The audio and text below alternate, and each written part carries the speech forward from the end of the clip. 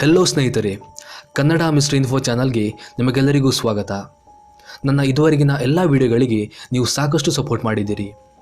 ಹಾಗೆ ಮುಂದೂ ಕೂಡ ಇದೇ ಥರದ ಸಪೋರ್ಟ್ನ ನಾನು ನಿಮ್ಮಿಂದ ಬಯಸ್ತೀನಿ. ಆ್ಯಂಡ್ ಆ್ಯಸ್ ಯೂಶುವಲ್ ನನ್ನ ಕಾಮನ್ ಡೈಲಾಗ್, ದಯವಿಟ್ಟು ನನ್ನ ಚಾನಲ್ಗೆ ಸಬ್ಸ್ಕ್ರೈಬ್ ಆಗಿ, ಹಾಗೆ ಪಕ್ಕದಲ್ಲಿರೋ ಬೆಲ್ ಬಟನ್ನ ತಪ್ಪದೆ ಒತ್ತಿ. ಇವತ್ತು ಕೂಡ ನಿಮಗೆಲ್ಲರಿಗೋಸ್ಕರ ಒಂದು ಕತೆ ತಂದಿದ್ದೀನಿ. ಅದು ಅಂತಿಂಥ ಕತೆ ಅಲ್ಲ, ನನಗೆ ಪರ್ಸ್ನಲ್ ಆಗಿ ತುಂಬ ಇಷ್ಟವಾದಂಥ ಕತೆ. 2 ವಾರದ ಹಿಂದೆ ಒಂದು ಫಂಕ್ಷನಿಗೆ ಅಂತ ನನ್ನ ಅಜ್ಜಿ ಮನೆಗೆ ಹೋಗಿದ್ದೆ.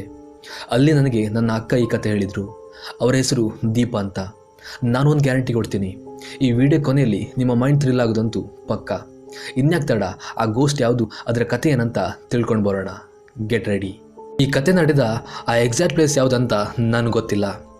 ಇದು ನನ್ನ ಕಸಿನ್ ಫ್ರೆಂಡ್ನ ಫ್ಯಾಮಿಲಿಯಲ್ಲಿ ನಡೆದಂಥ ನೈಜ ಘಟನೆ. ನನ್ನ ಕಸಿನ್ ಫ್ರೆಂಡ್, ಅವನ ಹೆಸರು ಧನು ಅಂತ. ನನ್ನ ಕಸಿನ್ ಜೊತೆನೇ ಡಿಗ್ರಿ ಕಲಿತಿದ್ದ. ಹೀಗೆ ಒಂದಿನ ಅವನು ಕಾಲೇಜಲ್ಲಿದ್ದಾಗ ಮನೆಯಿಂದ ಒಂದು ಎಮರ್ಜೆನ್ಸಿ ಕಾಲ್ ಬರ್ತದೆ.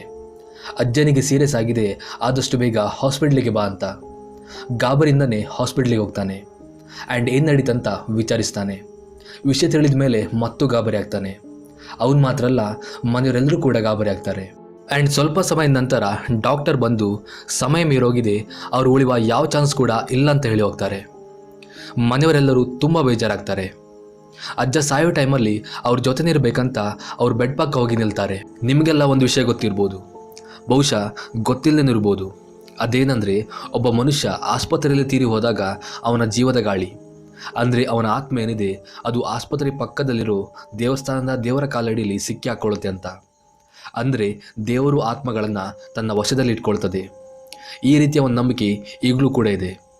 ಅದು ನಿಮಗೆ ಗೊತ್ತಿರ್ಬೋದು. ಆ್ಯಂಡ್ ಇದನ್ನು ನಾನು ಕೂಡ ನಂಬ್ತೀನಿ. ಆ್ಯಂಡ್ ಈ ರೀತಿ ಸಿಕ್ಕಾಕೊಳ್ಳೋ ಆತ್ಮನ ಮನೆಯವರು ಬಿಡಿಸ್ಕೊಂಡು ಹೋಗಿ ತಾವು ನಂಬಿರೋ ದೇವದ ಕಾಲಡಿ ಬಿಡ್ತಿದ್ರು. ತಮ್ಮ ಅಜ್ಜನಾತ್ಮ ಕೂಡ ಇದೇ ರೀತಿ ದೇವರ ಕಾಲಡಿಯಲ್ಲಿ ಸಿಕ್ಕಾಕೊಳ್ಳುತ್ತೆ ಅಂತ ಅವರಿಗೆ ಗೊತ್ತಿತ್ತು.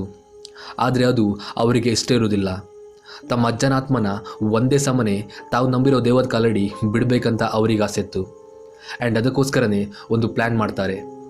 ಮಂತ್ರಿಸಿದ ಒಂದು ತೆಂಗಿನಕಾಯನ್ನು ತಂದು ಅಜ್ಜನ ಬೆಡ್ ಮೇಲೆ ಇಡ್ತಾರೆ. ಹೀಗ್ಯಾಕೆ ಮಾಡ್ತಿದ್ದಾರೆ ಅಂತ ನೀವು ಅಂದ್ಕೋಬೋದು.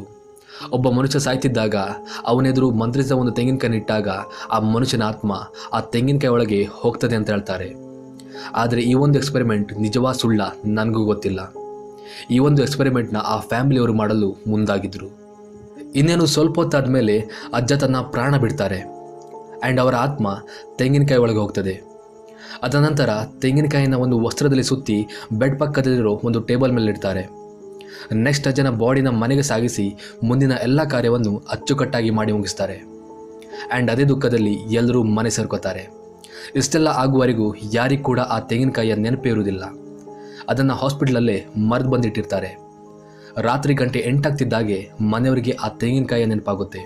ಆ್ಯಂಡ್ ಅವಸರದಲ್ಲಿ ಧನು ಒಬ್ಬನೇ ಅದನ್ನು ತರೋಕ್ಕಂತ ಕಾರಲ್ಲಿ ಆಸ್ಪತ್ರೆಗೆ ಹೋಗ್ತಾನೆ. ಆಸ್ಪತ್ರೆ ರೀಚ್ ಆಗಿ ಆ ತೆಂಗಿನಕಾಯಿ ಇರೋ ಬಾಕ್ಸ್ನ ಇಟ್ಕೊಂಡು ಜಾಸ್ತಿ ಏನು ಟೈಮ್ ವೇಸ್ಟ್ ಮಾಡದೆ ಅಲ್ಲಿಂದ ಮನೆಗೆ ಹೊರಡ್ತಾನೆ. ಮನೆಯವರು ಇವನನ್ನು ಕಳಿಸೋದಕ್ಕಿಂತ ಮೊದಲು ಒಂದು ಮಾತು ಹೇಳಿ ಕಳಿಸಿದ್ರು. ಅದೇನೆಂದರೆ, ಅವನ ಕೈಯಲ್ಲಿ ಪವರ್ಫುಲ್ ವಾಟರ್ ಇರೋ ಬಾಟಲ್ನ ಕೊಟ್ಟು ತೆಂಗಿನಕಾಯಿನ ಹಾಸ್ಪಿಟ್ಲಿಂದ ಹೊರತರೋ ಮೊದಲು ಅದಕ್ಕೆ ಸಿಂಪಡಿಸಬೇಕಂತ. ಆದರೆ ಈ ಕೆಲಸನ ಧನು ಮಾಡಿರೋದಿಲ್ಲ. ಬಾಟಲ್ ತಗೊಂಡು ಬಂದಿರೋದೇ ಅವನಿಗೆ ನೆನಪೋಗಿರುತ್ತೆ. ಹಾಗೆ ಅದನ್ನು ಕಾರಿನ ಹಿಂಬದಿ ಸೀಟಲ್ಲಿಟ್ಟು ಕಾರ್ ಸ್ಟಾರ್ಟ್ ಮಾಡಿ ಹೊರಡ್ತಾನೆ. ಗಂಟೆ ಸುಮಾರು 10 ಆಗಿರ್ಬೋದು. ಮಿಡಲ್ ದಾರಿಯಲ್ಲಿ ಹೋಗುವಾಗ ಅವನು ಹಿಂದಿಟ್ಟಿದ್ದ ಬಾಕ್ಸ್ನ ನೋಡ್ತಾನೆ. ಒಂದು ಸಲ ಅಜ್ಜನ ನೆನಪು ಮಾಡ್ಕೋತಾನೆ. ಮೈಯೆಲ್ಲ ಬೆವರ್ಲಿಕ್ಕೆ ಸ್ಟಾರ್ಟ್ ಆಗುತ್ತೆ. ಆ್ಯಂಡ್ ಮೈಂಡ್ ಡೈವರ್ಟ್ ಮಾಡಬೇಕಂತ ಹೈ ವಾಲ್ಯೂಮಲ್ಲಿ ಮ್ಯೂಸಿಕ್ ಪ್ಲೇ ಮಾಡ್ತಾನೆ. ಹಾಗೆ ಹೋಗುವಾಗ ಕೆಳಗೆ ಬಿದ್ದಿದ್ದ ಮನೆಯವ್ರು ಕೊಟ್ಟಿದ್ದ ಬಾಟಲ್ ನೋಡ್ತಾನೆ.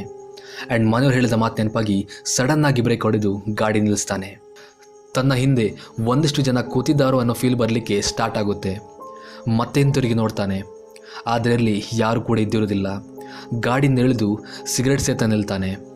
ಗಾಡಿ ಹಿಂದಿಂದ ಯಾರೋ ಪಾಸ್ ಆಗಿದ್ದಾಗೆ ಅವನಿಗೆ ಅನಿಸುತ್ತೆ. ತಕ್ಷಣ ಗಾಡಿ ಒಳಗೆ ಕೂತು ಲಾಕ್ ಮಾಡ್ತಾನೆ. ಸುತ್ತಮುತ್ತ ಕತ್ತಲಿದ್ದರಿಂದ ಟಾರ್ಚ್ ಬೆಳಕನ್ನು ಸುತ್ತಮುತ್ತ ಹಾಕ್ತಾನೆ. ಆದರೆ ಅಲ್ಲಿ ಯಾವ ರೀತಿಯ ಓಡಾಟ ಕೂಡ ಅವನಿಗೆ ತೋರಿ ಬರೋದಿಲ್ಲ. ಗಾಡಿ ಸ್ಟಾರ್ಟ್ ಮಾಡಿ ಒಂದೇ ಸ್ಪೀಡಲ್ಲಿ ಮನೆ ರೀಚ್ ಆಗ್ತಾನೆ. ಮನೆಯವರ ಹತ್ತಿರ ನಡೆದ ಯಾವುದೇ ವಿಷಯನ ಬಾಯ್ಬಿಡದೆ ಸುಮ್ಮನಾಗ್ತಾನೆ. ಮನೆಯವರ ಬಾಕ್ಸ್ನ ಒಂದು ಪ್ಲೇಸಲ್ಲಿಟ್ಟು ಎಲ್ಲರೂ ಮಲಗಲು ಹೋಗ್ತಾರೆ. ಮಧ್ಯರಾತ್ರಿ ಆಗ್ತಿದ್ದಾಗೆ ಎಲ್ಲರಿಗೂ ವಿಚಿತ್ರ ಅನುಭವಗಳಾಗಲಿಕ್ಕೆ ಶುರುವಾಗ್ತದೆ. ಮನೆಯ ಎಲ್ಲ ಬಾಗಿಲು ಕಿಟಕಿಗಳು ಹೊಡೆದುಕೊಳ್ಳಲಿಕ್ಕೆ ಸ್ಟಾರ್ಟ್ ಆಗುತ್ತೆ. ಮನೆಯ ಮಾಡಿ ಮೇಲೆ ಯಾರೋ ಓಡಾಡಿದ ಹಾಗೆ, ಯಾರೋ ಕೂಗೋ ಹಾಗೆ, ಯಾರೋ ಅಳೋ ಹಾಗೆ, ಹೀಗೆ ಹಲವು ವಿಚಿತ್ರ ಸಂಗತಿಗಳು ಅವರಿಗೆ ಎದುರಾಗ್ತದೆ. ಮನೆ ಸುತ್ತಮುತ್ತ ಯಾರೋ ಕುಣಿತ ಕೂಗ್ತಾ ಓಡಾಡೋ ಶಬ್ದ ಕೇಳಿ ಬರುತ್ತೆ. ಮನೆಯವರೆಲ್ಲರೂ ಕೂಡ ಮಧ್ಯರಾತ್ರಿನೇ ಮನೆಯನ್ನು ಖಾಲಿ ಮಾಡಿ ಪಕ್ಕದೂರಲ್ಲಿರೋ ತಮ್ಮ ಸಂಬಂಧಿಕರ ಮನೆಗೆ ಹೋಗ್ತಾರೆ. ಮರುದಿನ ತಾವು ನಂಬಿರೋ ಮಂತ್ರವಾದಿ ಹತ್ತಿರ ಹೋಗಿ ನಡೆದ ಎಲ್ಲ ವಿಷಯವನ್ನು ಹೇಳ್ತಾರೆ. ಅದಿಷ್ಟು ವಿಷಯ ಕೇಳಿ ಮಂತ್ರವಾದಿಗಳು ಮನೆಯವರಿಗೆ ಸರಿಯಾಗಿ ಬೈತಾರೆ. ಯಾರಾದರೂ ಒಂದು ಆತ್ಮನ ಆ ರೀತಿ ಮನೇಲಿ ತಂದು ಇಡ್ತಾರ ಅಂತ ಕೇಳ್ತಾರೆ. ಅದಲ್ಲದೆ ಮತ್ತೊಂದು ಬೆಚ್ಚಿ ಬೀಳೋ ಸಂಗತಿನ ಕೂಡ ಹೇಳ್ತಾರೆ. ಅದೇನೆಂದರೆ ಆ ತೆಂಗಿನಕಾಯಿ ಒಳಗೆ ಅವರ ಅಜ್ಜನ ಆತ್ಮ ಮಾತ್ರ ಅಲ್ಲ, ಆ ಹಾಸ್ಪಿಟ್ಲಲ್ಲಿ ಎಷ್ಟು ಜನ ಸತ್ತಿದ್ರು ಅಷ್ಟು ಜನರ ಆತ್ಮ ಕೂಡ ಆ ತೆಂಗಿನಕಾಯಿ ಒಳಗೆ ಹೋಗಿತ್ತು. ಈ ಒಂದು ಕಾರಣಕ್ಕಾಗಿ ಧನು ಕಾರಲ್ಲಿದ್ದಾಗ ಹಲವು ಆತ್ಮಗಳನ್ನು ಕಾರಿನ ಹಿಂಬದಿ ಸೀಟಲ್ಲಿ ನೋಡಿದ್ದು, ಹಾಗೆ ಹಲವು ಆತ್ಮಗಳು ಮನೆಯ ಸುತ್ತಮುತ್ತ ಕಾಣಿಸಿಕೊಂಡಿದ್ದು. ಈ ವಿಷಯ ಕೇಳಿದ ಮೇಲೆ ಮನೆಯವರಿಗೆ ಶಾಕ್ ಆಗುತ್ತೆ. ಆ್ಯಂಡ್ ಮಂತ್ರವಾದಿಗಳ ಸಹಾಯದಿಂದ ಆ ಎಲ್ಲ ಆತ್ಮಕ್ಕೆ ದಾರಿ ತೋರಿಸ್ತಾರೆ. ಇದು ನಿಜವಾಗಿ ನಡೆದಂಥ ಒಂದು ಘಟನೆ. ಇಲ್ಲಿ ನಿಮಗೆ ಒಂದು ಡೌಟ್ ಬಂದಿರ್ಬೋದು, ಹಾಸ್ಪಿಟ್ಲಲ್ಲಿ ಸತ್ತಂಥ ವ್ಯಕ್ತಿಗಳ ಆತ್ಮ ದೇವರ ಕಾಲಡಿಯಲ್ಲಿ ಸಿಕ್ಕಾಕೊಳ್ಳುತ್ತೆ ಅಂತ ನಾನು ಹೇಳಿದ್ದೆ, ಅಂಥದ್ರಲ್ಲಿ ತೆಂಗಿನಕಾಯಿ ಒಳಗೆ ಹೇಗೆ ಬಂತು ಅಂತ. ಆ್ಯಂಡ್ ಇದಕ್ಕೆ ನನ್ನ ಹತ್ರ ಆನ್ಸರ್ ಇದೆ. ಅದೇನೆಂದರೆ, ದೇವರು ಸತ್ತಂಥ ಎಲ್ಲ ಆತ್ಮಗಳನ್ನು ತನ್ನಲ್ಲಿ ಸೇರಿಸ್ಕೊಳ್ಳಲ್ಲ. ಕೆಲವರು ಪ್ರಕೃತಿಯ ನಿಯಮಕ್ಕೆ ವಿರುದ್ಧವಾಗಿ ಆತ್ಮಹತ್ಯೆ ಮಾಡ್ಕೊಂಡು ಸಾಯ್ತಾರೆ. ಅಂಥವ್ರ ಆತ್ಮನ ದೇವರು ತನ್ನಲ್ಲಿ ಸೇರಿಸ್ಕೊಳ್ಳಲ್ಲ. ಹಾಗೆ ಸತ್ತವರ ಆತ್ಮ ಮುಕ್ತಿ ಸಿಗದೆ ಅಲ್ಲಿರ್ತಿರ್ತದೆ. ಅಂಥ ಆತ್ಮಗಳು ಆ ತೆಂಗಿನಕಾಯಲ್ಲಿ ಸೇರ್ಕೊಂಡಿದ್ದವು. ಈಗ ನಿಮಗೆ ಡೌಟ್ ಕ್ಲಿಯರ್ ಆಯ್ತಂತ ಅನ್ಕೋತೀನಿ. ಸೊ ಇದಿಷ್ಟು ಇವತ್ತಿನ ವಿಡಿಯೋ. ಮತ್ತೊಂದು ವಿಡಿಯೋ ಜೊತೆ ಮತ್ತೆ ಸಿಗ್ತೀನಿ. ಅಲ್ಲಿವರೆಗೂ ಥ್ಯಾಂಕ್ ಯು ಫಾರ್ ವಾಚಿಂಗ್.